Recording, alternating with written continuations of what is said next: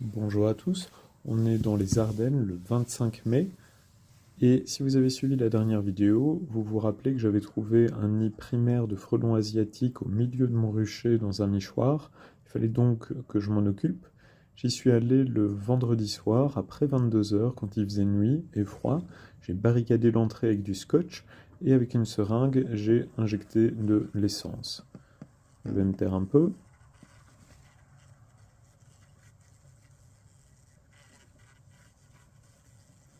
Et donc on entend bien qu'il y a au moins un individu dans ce nichoir.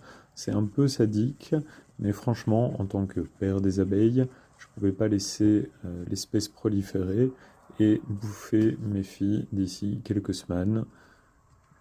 Ça, c'était pas une option. Alors c'est très efficace, en moins de 2 minutes, il n'y a plus de bruit.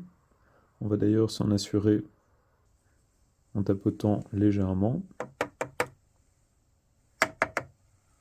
Alors malgré tout, il faut savoir qu'une petite dose a priori ne va faire que les anesthésier, une forte dose devrait les tuer.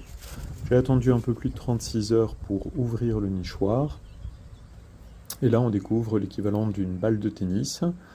Évidemment difficile de résister, j'ai cassé le bas du nid, qui permet de découvrir des larves qui bougent encore, donc elles sont manifestement beaucoup plus résistantes que les adultes, parce que j'avais mis genre 20 cc d'essence dans ce petit nichoir, il ne s'agissait pas d'allumer une allumette dans le coin.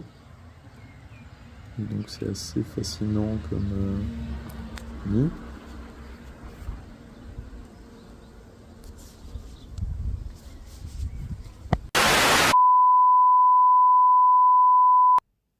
Et donc, vous l'aurez compris, il y a un individu qui a surgi de nulle part et qui est rentré dans le nichoir. J'ai refermé le nichoir, j'ai remis de l'essence, mais le questionnement est le suivant. Est-ce que c'était une ouvrière qui était en vadrouille le vendredi soir dans la nuit après 22 heures dans le froid et qui a profité de l'occasion? Ça me semble moyennement crédible. Ou est-ce que les larves restantes, par exemple, auraient émis des phéromones de détresse, auquel cas peut-être qu'une fondatrice aurait pu être attirée par l'idée de reprendre la colonie.